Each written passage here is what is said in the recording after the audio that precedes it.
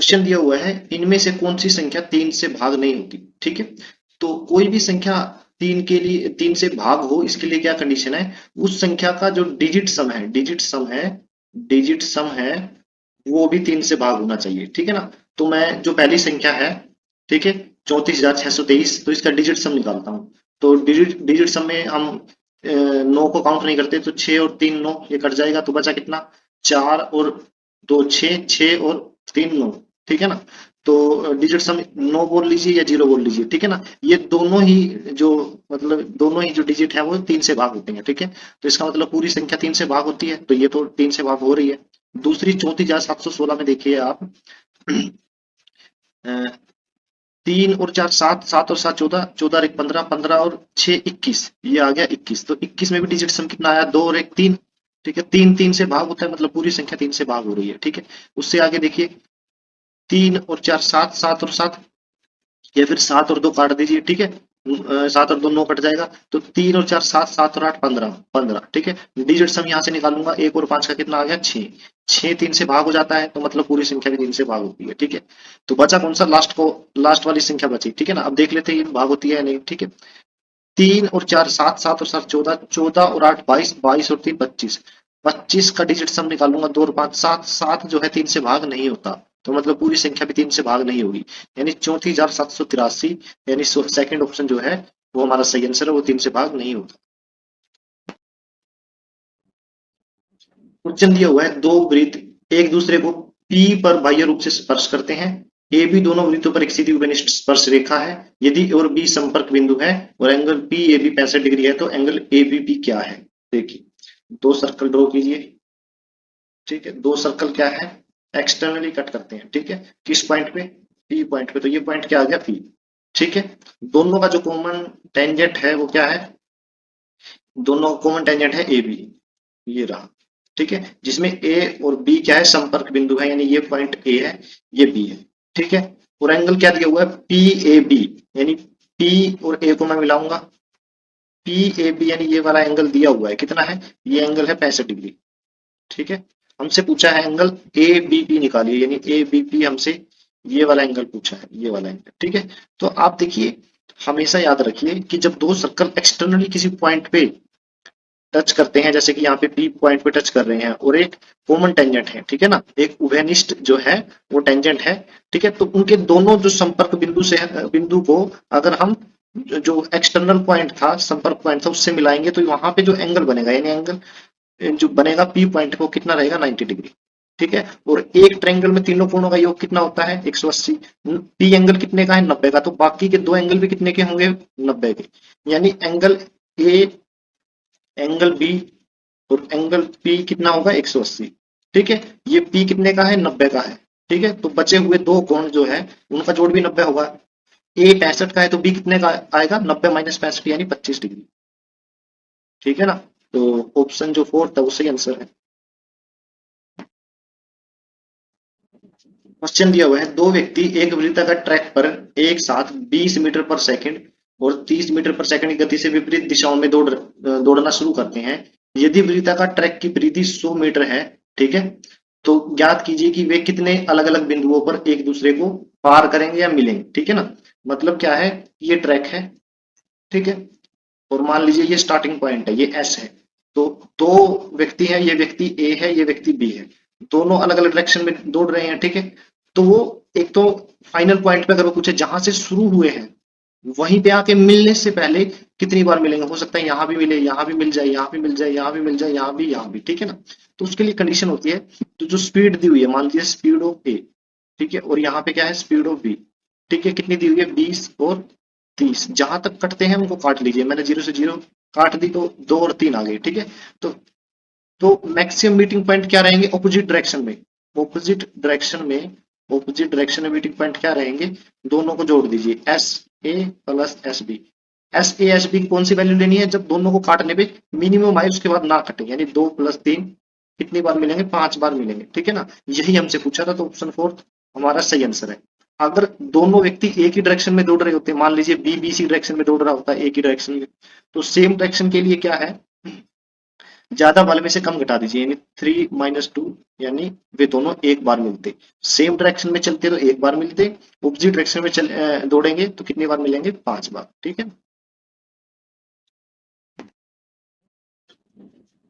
Question दिया हुआ है A plus B plus C की वैल्यू 12 है, A square plus B square plus C square की वैल्यू कितनी है, 50। तो हमें इसकी वैल्यू फाइंड आउट करनी है। देखिए, A cube plus B cube plus C cube minus 3ab किसके इक्वल होता है, A plus B plus C into A square plus B square plus C square, ठीक है, minus A B plus B C plus C, ठीक है ना, इसके equal होता है।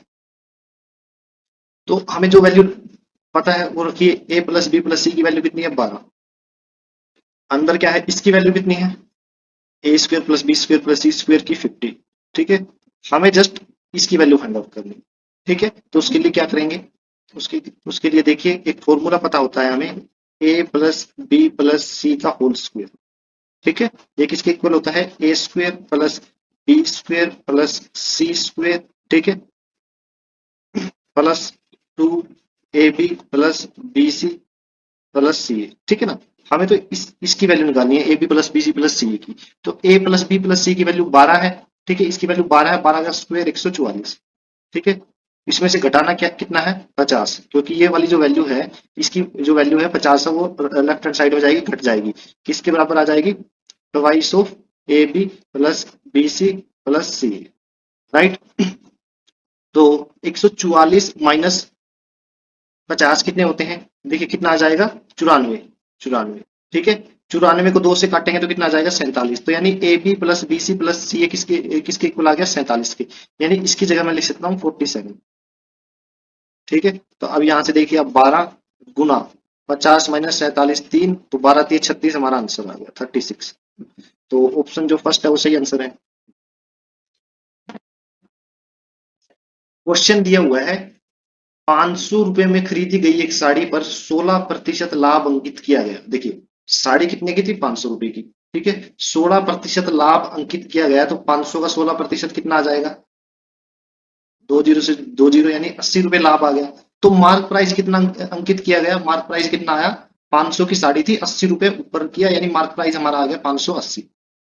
ठीक है, ये मार्क प्राइस आ गया। फिर आगे क्या बोला गया है, बाद में अंकित मूल्य पर x% की छूट पर बेचा गया, यानी मार्क प्राइस पे कितने की छूट मिली, यानी डिस्काउंट कितना आ गया, डिस्काउंट आया x%।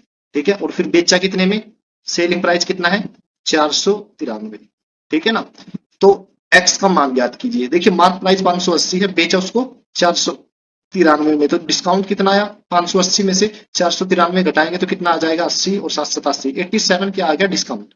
ठीक है, इस 87 580 का कितना प्रतिशत है, वही x की वैल्यू है, यानी डिस्काउंट की वैल्यू है। ठीक है, तो यानी डिस्काउंट निकालना है, तो कैसे निकालोगे, 87 का डिस्काउंट कितने पे, 580 पे, गुणा 100, राइट। 10 से 10 कैंसिल, 2 पे काटूंगा तो 5 आएगा, यहाँ पे 2 पे काटेंगे तो कितना आ जाएगा, 29, 29 दिया 87। ठीक है, 3 5 15, यानी डिस्काउंट कितना आ गया, 15%। ठीक है ना, यही एक्स की वैल्यू आ गई। ठीक है, तो ऑप्शन जो 4 था वो सही आंसर है।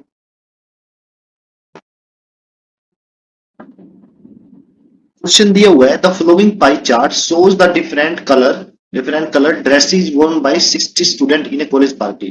देखिए, कॉलेज पार्टी में 60 जो स्टूडेंट है, उन्होंने डिफरेंट डिफरेंट कलर की क्या है, ड्रेस पहनी। ठीक है, जिसका रेशियो पाई चार्ट में आप देख सकते हैं। क्वेश्चन क्या है, द डिग्री या central angle for the blue colour dress. देखिए, ब्लू कलर ड्रेस का जो प्रतिशत है, परसेंटेज है, वो कितना है, 40%। ठीक है, तो मुझे एंगल बताना है कि ये एंगल कितना है, सेंटर पे ये एंगल कितना है। देखिए, टोटल कितना परसेंट है, 100। तो 100%, जो 100% है, वो किसके इक्वल है, वो इक्वल रहेगा 360 डिग्री के। पूरा जो सर्कल रहेगा वो 360 डिग्री का। 1% यानी 1% का कितना एंगल बनेगा, 360 बटे 100, सॉरी 100। ठीक है, मुझे 40% के लिए एंगल फाइंड आउट करना है, तो 360 बटे 100 इंटू 40। ठीक है, 0 से 0 कैंसिल, तो 36 दूनी 72, 72 दूनी 144। ठीक है ना, तो 144 डिग्री मेरा क्या आ गया आंसर। तो ऑप्शन जो डी है वो सही आंसर है। क्वेश्चन दिया हुआ है 32 छात्रों के एक समूह में औसत वजन 18.5 किलोग्राम है, यानी 32 जो स्टूडेंट है उनका जो एवरेज वेट है 18.5 किलो है। ठीक है ना। अब क्या बोला गया है, जब 4 छात्रों ने समूह को छोड़ दिया, तो जब 4 छात्रों ने समूह को छोड़ा, माइनस के 4 किए, तो छात्र कितने बचे? 28। यानी अब कितने हैं? 28 स्टूडेंट। तो औसत वजन घट के 15.5 हो गया, यानी 15.5 kg हो गया। ठीक है। जब 4 छात्र घटे हैं तो एवरेज में कितना कमी आई है? 18.5 में से 15.5 घटाएंगे, यानी 3 kg। ठीक है। तो 28 स्टूडेंट का वजन जो है 18.5 से 15.5 हो गया। एक स्टूडेंट पे 3 किलो घटा है, तो 28 छात्रों पे कितना किलो घटा होगा? 28 गुना 3। अब ये जो वजन घटा है ये किनको मिला है? जो 4 स्टूडेंट ये थे, ये वाले जो 4 स्टूडेंट थे इनको मिल गया। तो 4 स्टूडेंट का शुरू में एवरेज कितना था? 18.5 kg। ठीक है ना। देखिए समझिए, 32 स्टूडेंट का जो एवरेज वेट था 18.5 kg था। 4 स्टूडेंट छोड़ के चले गए तो बचे कितने? 28। 28 का वेट कितना है? 15.5। एक स्टूडेंट का कितना घट गया? 3 kg। तो 28 का कितना घटेगा? 28 गुना 3। ये जो घटा हुआ वेट था कौन ले गया? जो 4 स्टूडेंट थे। 4 स्टूडेंट का एवरेज शुरू में कितना था? 18.5। अब 28 गुना 3 वजन को 4 लोगों में बांट दीजिए, 4 से भाग करेंगे, 4 सते 28, तो कितना आ गया? 21। यानी जो 4 स्टूडेंट थे ना, सबको 21 किलो और मिल गया। तो पहले कितना था? 18.5, 21 और जोड़ दीजिए तो कितना आ जाएगा? 39.5। तो एवरेज कितना आ गया? 39.5, यानी ऑप्शन फर्स्ट हमारा सही आंसर। क्वेश्चन दिया हुआ है सीकेंट थीटा इक्वल है 4/3 के, तो tangent square theta plus tangent की 4 थीटा का मान क्या है? देखिए सीकेंट थीटा 4/3 है, तो सीकेंट स्क्वायर थीटा कितना आ जाएगा? स्क्वायर कर दीजिए 16/9। ठीक है। और टेंजेंट स्क्वायर थीटा किसके इक्वल आ जाएगा? टेंजेंट स्क्वायर थीटा की वैल्यू आ जाएगी 16/9 माइनस का 1। ठीक है ना। तो कितनी आ जाएगी? 7/9। ठीक है ना। क्यों? क्योंकि ये फॉर्मूला होता है secant square theta minus tangent square theta is equal to 1। ये फॉर्मूला होता है। ठीक है। इस फॉर्मूले का यूज करके मैंने टेंजेंट स्क्वायर थीटा की वैल्यू निकाली है। अब किसकी वैल्यू निकालनी थी? इस टर्म की। ठीक है। तो इसमें से क्या करिए, टेंजेंट स्क्वायर कॉमन ले लीजिए। टेंजेंट स्क्वायर कॉमन लिया तो अंदर क्या बचा? 1 प्लस टेंजेंट स्क्वायर थीटा। ठीक है। ये किसके बराबर है? ये किसके इक्वल आ जाएगा? सीकेंट स्क्वायर थीटा के। तो टेंजेंट स्क्वायर थीटा की वैल्यू कितनी है? 7/9। ठीक है। और जो सीकेंट स्क्वायर थीटा है इसकी वैल्यू कितनी है? इसकी वैल्यू है 16/9। ठीक है। तो ये कितना आ जाएगा? 16 सत्ते 112। ठीक है ना। और नीचे नीम नीम 81, यानी 112/81 हमारा आंसर आ गया। तो फर्स्ट ऑप्शन सही आंसर है। क्वेश्चन दिया हुआ है the wages earn by a labour, ठीक है, in 12 month of year as shown in the following bar graph. एक साल में एक मजदूर द्वारा हर एक महीने में कमाई गई जो उसकी मजदूरी है उसको बार ग्राफ के थ्रू दिखाया गया है। क्वेश्चन क्या है? What is the average wage? Average निकालना है किसका? मजदूरी का। For the first 5 month of the year, पहले जो 5 महीने हैं यानी जनवरी से मई तक। ठीक है। जितनी भी मजदूरी है उसका एवरेज क्या बना? देखिए अलग अलग आंकड़े हैं, तो मैं एक बार क्या करता हूँ, या तो आप इनको सबको जोड़ के 5 से क्या करिए, डिवाइड कर दीजिए, तो एवरेज निकल जाएगा। अदरवाइज आप एक एवरेज मान लीजिए। जैसे मैंने एवरेज मान लिया 8500, तो मैंने 8500 एवरेज माना। फाइनल जो एवरेज होगा उसमें हम कम ज्यादा कर लेंगे। ठीक है। तो अब देखिए 8500 एवरेज है, लेकिन वे कितनी कमाई की है जनवरी में? 9500, यानी 1000 ज्यादा कमाए हैं। फरवरी में कितने हैं? 900 ज्यादा कमाए हैं। और मार्च में 1100 ज्यादा कमाए हैं। ठीक है। अप्रैल में 500 कम कमाए हैं। ठीक है। और मई में तो क्या है? पूरे पूरे हैं। ठीक है ना। तो मई में पूरे पूरे हैं तो 0 आ गया। ठीक है। अब मैं ओवरऑल काउंट करूं, 1000 और 900 1900 और 1100 3000, 3000 में से 500 घटाएंगे 2500। यानी जो हमने 8500 एवरेज माना है उससे अधिक पैसे कमाए हैं। कितने? 2500 ज्यादा। लेकिन 2500 जो है ये जो ज्यादा कमाए हैं ये एवरेज नहीं है। एवरेज इसका कैसे निकालेंगे? 2500 बाई कितने महीनों में ज्यादा कमाए हैं? ये 5 महीनों में। काटेंगे तो कितना आ जाएगा? 500। मैंने पहले कितना माना था एवरेज? 8500। 500 और जोड़ दीजिए तो फाइनल एवरेज कितना आ गया? 9000। ठीक है। तो ऑप्शन जो बी है वो सही आंसर है। क्वेश्चन दिया हुआ है और हमें इसको सिंप्लीफाई करना है। देखिए जो ब्रैकेट दी हुई है, फर्स्ट ब्रैकेट ये वाली, ठीक है, इसके अंदर की वैल्यूज को हम सोल्व करेंगे। अब देखिए डिनोमिनेटर में कितना दिया हुआ है? 232। ठीक है। और चारों ऑप्शन में भी नीचे क्या है? 232 232, और पहले में कितना है? 233। 233, ठीक है ना। तो हम कोशिश करेंगे शुरू में हम नीचे 232 का 32 रहने दें, ठीक है, ऊपर वाली वैल्यू को सोल्व करते हैं। तो देखिए ब्रैकेट में 16 थी, 40, ठीक है, और यहाँ पे जोड़ेंगे 12 और 5 17, 17 में से 3 घटाएंगे कितना आ जाएगा 14, 71 में 14 जोड़ेंगे तो कितना आ जाएगा 85, यानी पहली ब्रैकेट जो सोल्व की है ये वाली, ठीक है, इसमें कितना है 85, यानी ये आ गया 85। फिर प्लस का निशान है, ये वाला प्लस का निशान। अब इस बड़ी वाली ब्रैकेट को सोल्व करेंगे इस वाले को, तो देखिए 36 दूनी 72, ठीक है, दो दो आ गया प्लस 6 सत्ते 42, ठीक है, 42 42 और 2 कितने होते हैं 44, 44 बटे कितना है ये 11, तो 11 पे काटेंगे तो 4 आ जाएगा, तो दूसरी ब्रैकेट सोल्व की तो कितना आया 4 गुना। अब इस बड़े वाली ब्रैकेट को सोल्व करते हैं, ये इस वाले को, ठीक है, तो कितना है 51 और 4 55, 55 में से 43 गए 42 आ जाएगा, 42 प्लस यहाँ पे देखिए 12 से 84, ठीक है ना, 84 84 में से 13 घटाऊंगा तो कितना आ जाएगा माइनस का 71 आ जाएगा, माइनस का 71, ठीक है ना, माइनस का 71, और नीचे 232 एज इट इज रहने दीजिए। अब देखिए 85, ठीक है, प्लस 4 अंदर क्या बचा 71 माइनस 42, मतलब कि माइनस का 71 है प्लस का 42, तो कितना आ जाएगा 11 में से 2 गया 9, और फिर 6 में से 4 माइनस का 29 आ गया, ठीक है। अब यहाँ से देखिए 29 को 4 से गुना करेंगे, 29 दूनी 58 और 58 दूनी 116, तो यानी 85 माइनस का 116, और नीचे वाली टर्म क्या थी 232, ठीक है। अब देखिए 85 प्लस का है और माइनस का 116, तो 116 में से 85 घटाएं कितना आ जाएगा 31, ठीक है, माइनस का बटे 232। तो आप देख सकते हो ऑप्शन जो फोर्थ है वो सही आंसर है, वो एग्जैक्ट मैच कर रहा है, ठीक है ना।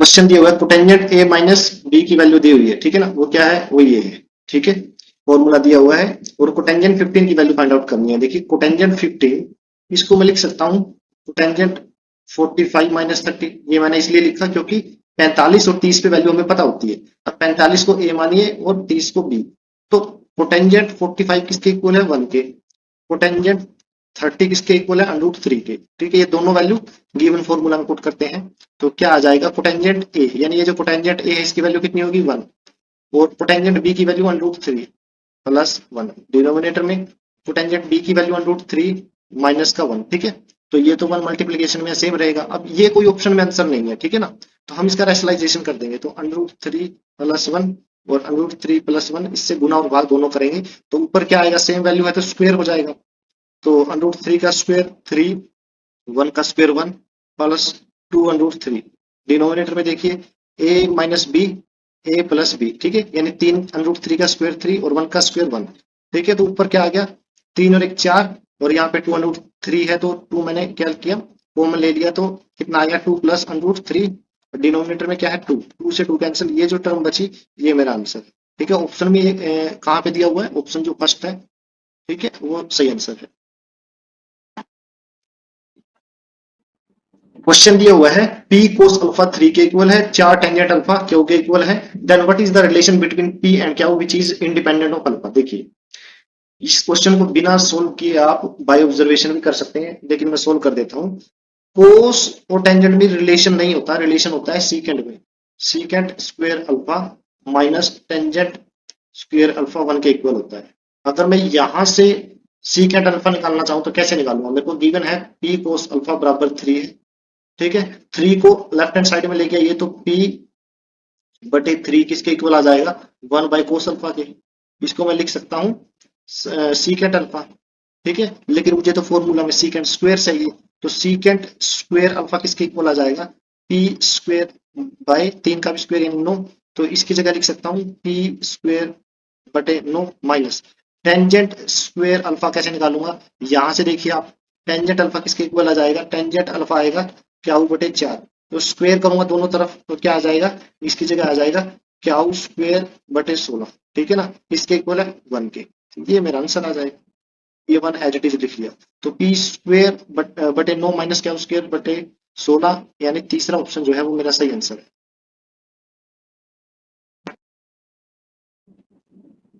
क्वेश्चन दिया हुआ है इन ए ट्रायंगल एबीसी, एक ट्रायंगल है, ठीक है ना, मैं थोड़ा बड़ी बना देता हूँ।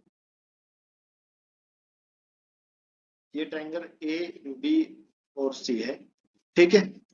The internal bisector of angle B and C meet at O, ठीक है। ये बी का बाइसेक्टर है और ये सी का बाइसेक्टर है, ये ओ पे मिलते हैं, ठीक है। और बी ए सी एंगल, यानी ये कितना एंगल दिया हुआ है 72, हमें निकालना है value of B O C, B O C की, यानी ये एंगल निकालना है। ये एंगल कितना होता है, देखिए 72 जो एंगल है इसका आधा कर दीजिए, आधा कितना रहेगा 72 का हाफ कितना रहेगा 36, ठीक है। 36 में 90 ऐड कर दीजिए, ठीक है। जो वैल्यू आएगी 90 प्लस 36 कितनी आ जाएगी 126, तो 126 क्या है इस एंगल की वैल्यू है, तो यानी ये एंगल कितना आ गया 126। तो ऑप्शन जो सेकंड है वो सही आंसर है। क्वेश्चन दिया गया है एक बेलन का पार्श्व क्षेत्रफल यानी लेटरल एरिया, लेटरल एरिया कितना है 3168 सेंटीमीटर स्क्वायर है, इसकी ऊंचाई 48 सेंटीमीटर है, और किसका मान निकालना है, यहाँ पे वॉल्यूम दिया हुआ था यानी आयतन, आयतन का मान ज्ञात कीजिए, ठीक है। तो यहाँ पर भी find the value of volume, right. देखिए वॉल्यूम किसके इक्वल होती है, वॉल्यूम होता है पाई आर स्क्वेयर एच, ठीक है। और एरिया कितना दिया हुआ है 3168, ठीक है। ये भी किसके इक्वल, ये किसके इक्वल होता है 2 पाई आर के, 2 पाई यानी 22/7 आर, और एच कितना दिया हुआ है 48, ठीक है। तो जिससे कटता है उससे काटेंगे, देखिए 2 से काटिए इसको तो कितना आ जाएगा 15 8 4, ठीक है। फिर 6 से काटेंगे तो 8 आ जाएगा यहाँ पे, 6 से काटूंगा 6 दूनी 12, 6 कुछ 36, 6 चौक 24, ठीक है। फिर 8 से काटूंगा कितना है 8 दिए 24, 8 दिए 24, ठीक है। 11 से काटूंगा 2, और यहाँ पे कितना आ जाएगा 11 दिए 33, आर की वैल्यू कितनी आ गई 21/2, ठीक है ना। ये वैल्यू कितनी है 21/2 यानी 10.5 यानी 10.5, ठीक है।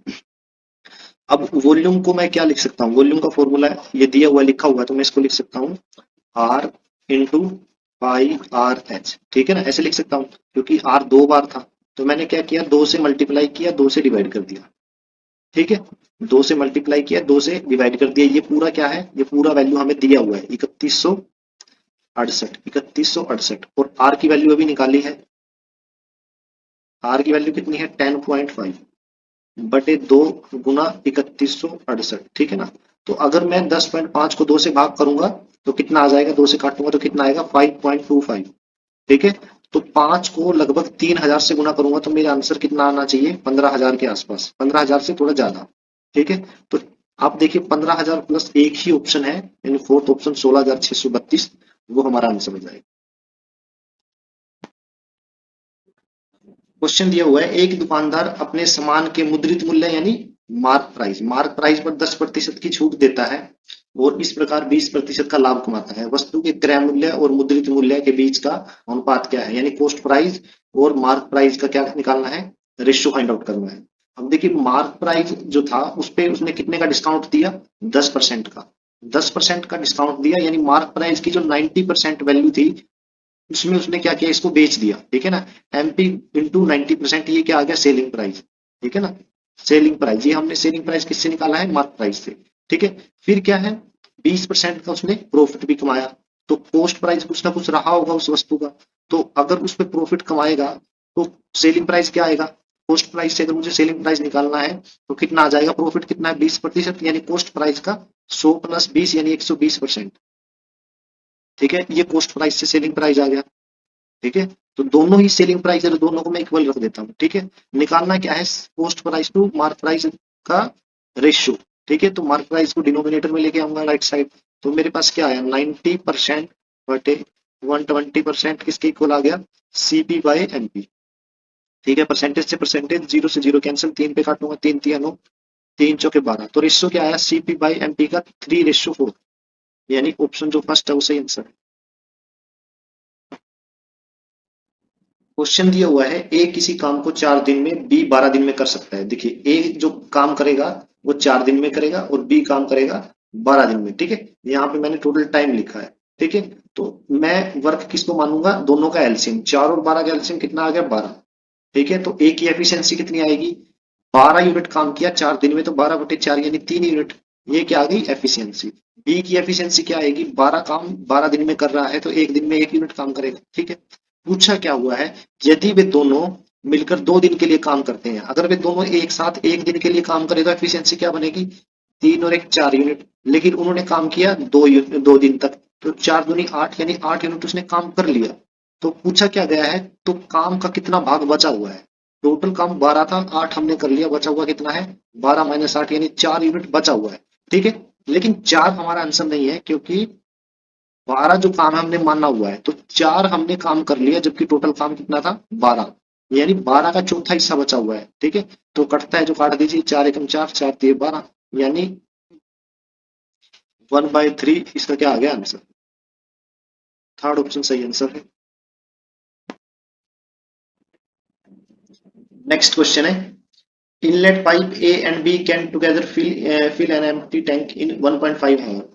जो एक इनलेट पाइप है ए और बी किसी टैंक को 1.5 घंटे में भर सकते हैं। ठीक है, तो इनलेट पाइप ए और बी की एफिशिएंसी क्या रहेगी, पॉजिटिव रहेगी।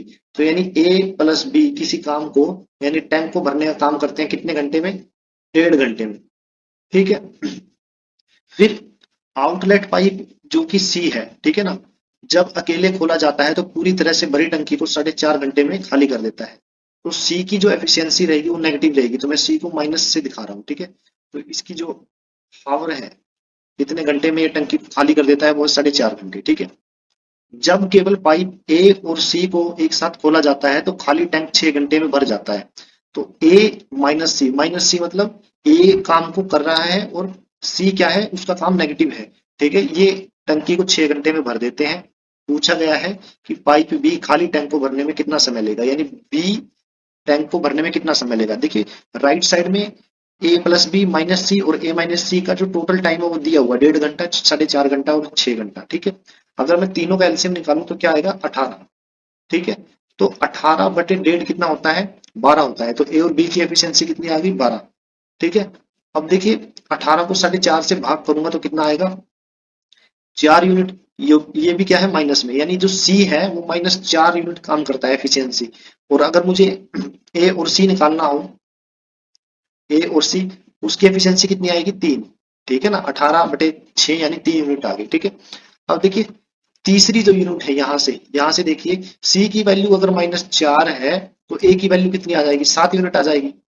ठीक है ना, ये माइनस सी तो एक सिंबल है, आप इसको पॉजिटिव सी भी दिखा सकते हैं। ठीक है ना, तो ये ऐसा करिए, आप इसको पॉजिटिव सी सी दिखा लीजिए सिंपल, तो ए प्लस सी आ जाएगा यहाँ पे। अब सी की वैल्यू -4 रखोगे तो ए की क्या आएगी 7।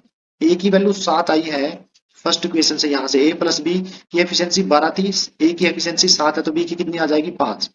बी की एफिशिएंसी 5 आ गई। हमसे पूछा था बी टोटल काम को कितने दिन में करेगा, टोटल काम 18 था, तो 18 काम को करने के लिए 18/5 करेंगे तभी उसका टाइम आएगा। तो 15, 5 × 3 = 15, यानी 3 दिन तक तो पूरा पूरा काम किया। ठीक है ना, उसके बाद काम कितना बच गया, 3/5। ठीक है, 3/5 जो है घंटे बच गए, यानी 3 घंटे तो उसने काम किया। तो 3/5 घंटे को अगर मैं मिनट में कन्वर्ट करूं तो 60 से गुना करना पड़ेगा। 12×5 = 60, यानी हमारा आंसर क्या आया 3 घंटे और 12×3 = 36, 36 मिनट। ठीक है, तो ऑप्शन जो सेकंड है वो सही आंसर है।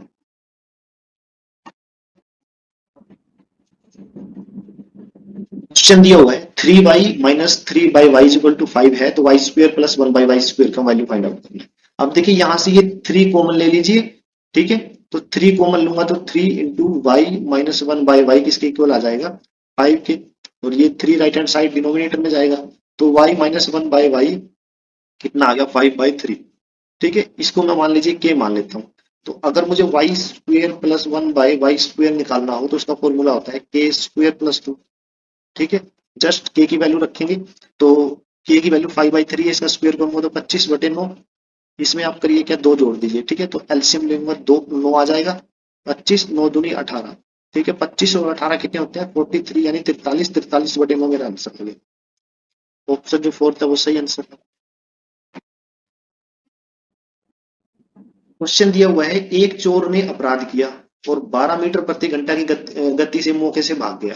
ठीक है, चोर के भागने के 20 मिनट बाद एक सुरक्षा गार्ड ने उसका पीछा शुरू किया, यानी सुरक्षा गार्ड ने कितने मिनट बाद उसका पीछा किया 20 मिनट बाद, और अगले 20 मिनट में उसने उसे पकड़ लिया। मतलब 20 मिनट तो लेट भागा पुलिस वाला, और 20 मिनट में उसने उसको पकड़ लिया, यानी चोर कितनी देर तक भागा चोर ने टोटल कितनी रनिंग की है, चोर ने रनिंग की है 40 मिनट, ठीक है। और पुलिस ने यानी सिपाही ने या सुरक्षा गार्ड ने जो रनिंग की है वो कितनी मिनट की है, 20 मिनट, ठीक है। हमें चोर की स्पीड दी हुई है, सुरक्षा गार्ड की स्पीड पूछी है, ठीक है ना। तो चोर की स्पीड कितनी है, ठीक है। चोर को मैं सी से डिनोट कर रहा हूँ, एस सी कितनी है, 12 मीटर पर घंटा, ठीक है ना।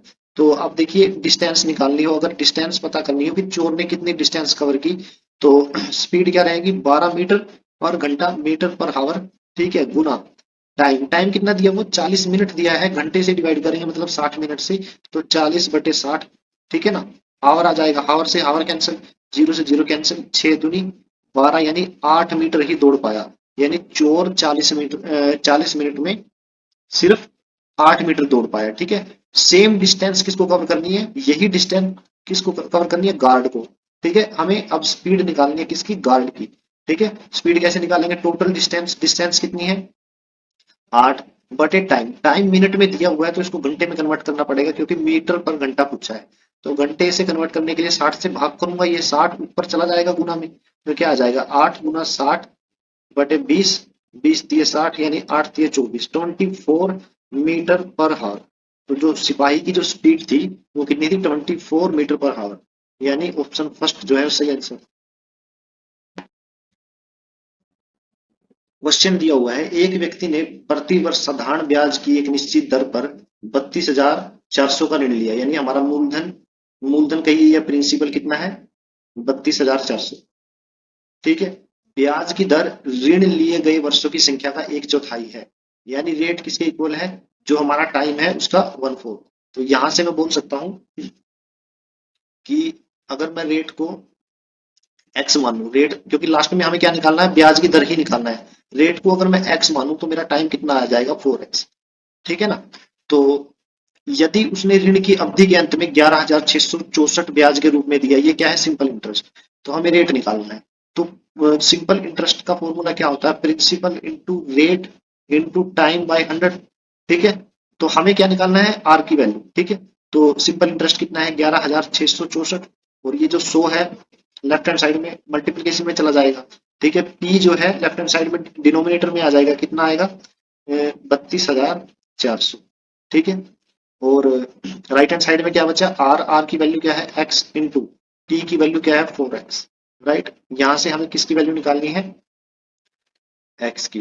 तो 2 जीरो से 2 जीरो कैंसिल, 4 से काटेंगे, 4 दूनी 8, 4 × 9 = 36, 4 × 4 = 4×6 = 24, ठीक है। फिर से 4 से काटेंगे, 4×7 = 28, ठीक है। और 4 दूनी 8, 4 × 9 = 36, 4 पे 4 × 8 = 32, 4 × 4, ठीक है। फिर 9 पे काटेंगे, 9 × 8 = 72, 9 × 9 यानी सीधा ही कट जाएगा, 81 × 9 = 729, ठीक है ना। तो क्या आया मेरे पास, no is equal to x² आ गया, तो यहाँ से x की वैल्यू कितनी आई है, 3%, ठीक है ना। हमसे रेट पूछा गया था तो कितना आ गया, 3%। तो ऑप्शन जो फर्स्ट है वो सही आंसर।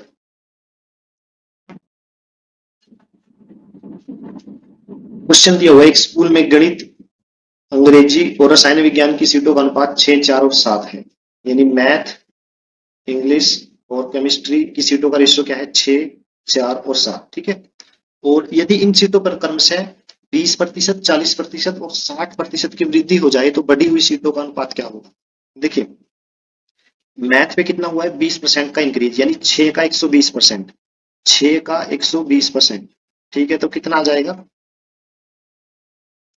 ठीक है। एक्चुअल में जो वैल्यू आई है वो कितनी हुई, 6 का 120%, यानी 12×6 = 72, यानी 720%। 720% का मतलब होता है 7.2, यानी 6 की जो पहले जो सीट का अनुपात 6 था, अब कितना होगा 7.2, लेकिन मैं इसको 720% ही लिख रहा हूँ, ठीक है। और जो इंग्लिश की है वो कितनी बड़ी है, 40%। पहले मान लीजिए 4 जो थी वो अपने आप में 100% थी, तो ये 4 का कितना हो गया, 140%, यानी 14×4 = 56, 560%, ठीक है। और केमिस्ट्री में कितना इंक्रीज हुआ है, 60%, ठीक है ना। केमिस्ट्री में कितना इंक्रीज हुआ है, 60%, यानी 7 को मैं 100% मानूं तो 160% टोटल होगी वैल्यू। तो 16 गुना 7 कितना हो गया 16 × 7 यानी 112, पीछे 0%। ठीक है ना। अब ये क्या रहेगा, बढ़ने के बाद रेशियो आ गया। ठीक है ना। तो जो कटता है काट दीजिए, परसेंटेज से काट दीजिए, परसेंटेज काट दीजिए, जीरो काट दीजिए। ठीक है। तो ये तीनों नंबर किससे कट रहे हैं देखिए आप, 8 पे कटेंगे। ठीक है ना। 8 नहीं में 72, 8 टू 7 56। ठीक है ना। 8 एकम 8, 8 चौक 32। ठीक है ना। तो रेशियो क्या आ गया, 9, 7 और 14। 9, 7, 14। ऑप्शन जो सेकंड है वो सही आंसर है। क्वेश्चन दिया हुआ है, एक लोरी के पहिए की त्रिज्या क्या है, 182 सेंटीमीटर है। ठीक है।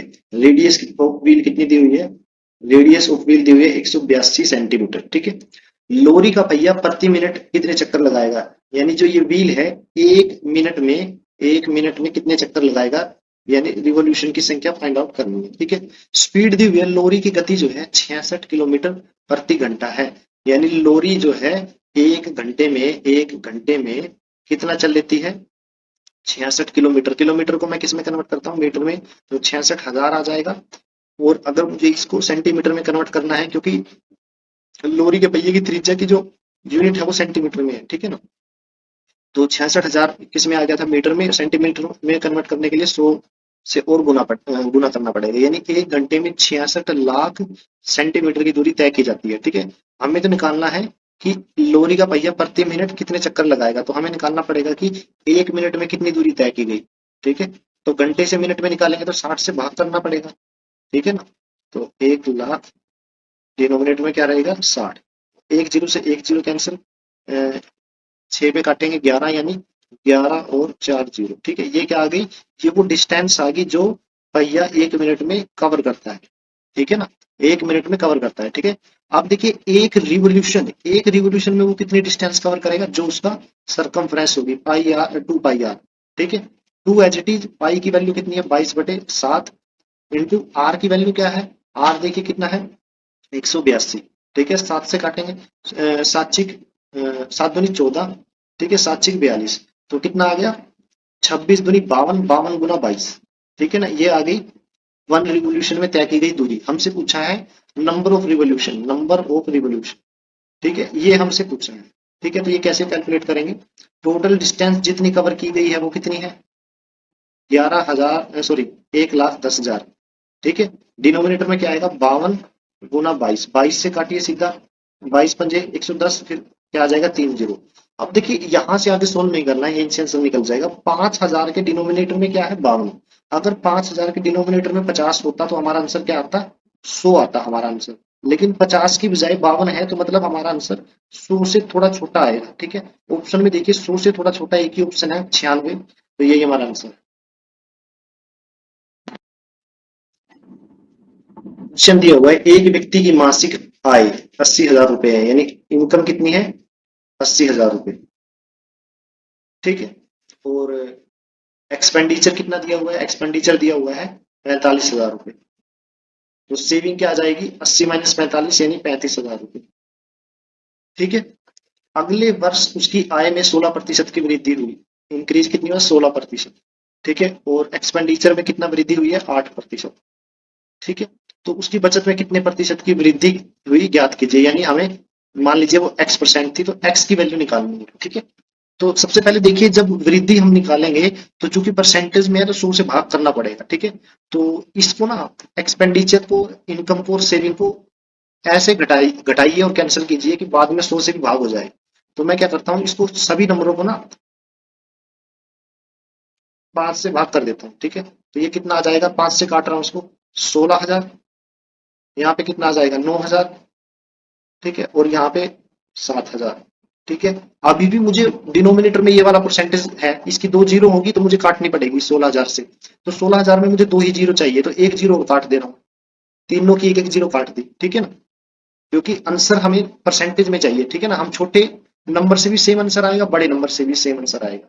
तो अब मेरी जो इनकम है 80,000 ना होकर के 1600 है। अब 1600 का 16% कितना होता है, देखिए 1600 का 16%, ये जो डिनोमिनेटर में 100 आ रहा है ना, इसकी 2 जीरो काटने के लिए मैंने इसको इतना छोटा किया था। तो 16 को 16 से गुना करूंगा, कितना आएगा, 256। ठीक है। 900 का 8%, यानी 900 का 8% यानी 8/100, 2 जीरो से 2 जीरो कैंसिल यानी 72। ठीक है, तो 256 माइनस 72 कितना आ जाएगा, 6 माइनस 2 4, ठीक है, 25 माइनस 7 18, 184 आ गया। तो 184 जो है वो इंक्रीज हुआ है, सेविंग, ठीक है, सेविंग इंक्रीज हुई है।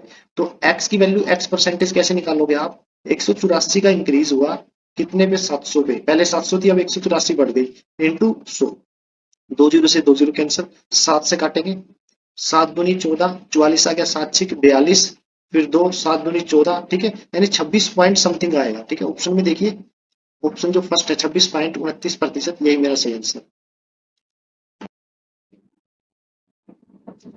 क्वेश्चन दिया हुआ है, एक महिला अपने बेटे से 28 वर्ष बड़ी है, 3 साल बाद उसकी उम्र उसके बेटे की उम्र से दोगुनी हो जाएगी, बेटे की वर्तमान उम्र क्या है। देखिए, ये मदर है, ये उसका सन है।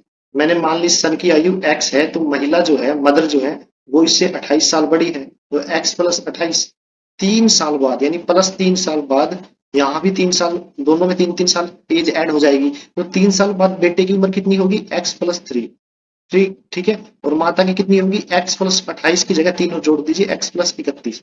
तो लेकिन बोला हुआ है अकॉर्डिंग टू क्वेश्चन, जो माँ की एज है वो बेटे की एज का क्या होगा, दुगना होगी। ठीक है ना, तो यहाँ से जस्ट हमें x की वैल्यू निकालनी है, तो x+31 किसके इक्वल आ जाएगा, दो अंदर गुना करेंगे तो 2x+6। ठीक है, तो x इधर आएगा और 6 इस साइड जाएगा, तो x की वैल्यू कितनी आ जाएगी, 31 माइनस 6 यानी 25 वर्ष। तो उसके बेटे की जो एज थी वो कितनी थी, 25 वर्ष। फोर्थ ऑप्शन सही आंसर। क्वेश्चन दिया हुआ है, अनिल और विपिन मिलकर एक काम को 15 दिनों में पूरा कर सकते हैं। ठीक है, ए फॉर अनिल और बी फॉर विपिन, ठीक है ना, ए और बी मिलकर काम को कितने दिन में पूरा कर रहे हैं, 15 दिन में।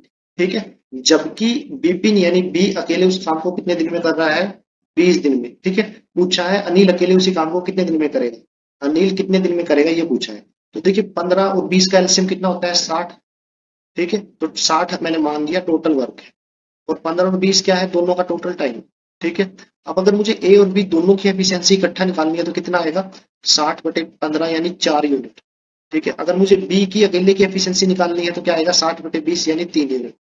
ए और बी 4 यूनिट काम करते हैं, बी 3 यूनिट काम करता है, तो ए कितना करेगा, 4 - 3 यानी 1 यूनिट।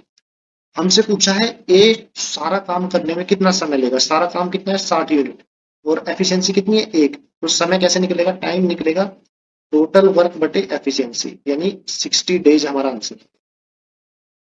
ठीक है, तो ऑप्शन जो सेकंड है वो सही आंसर।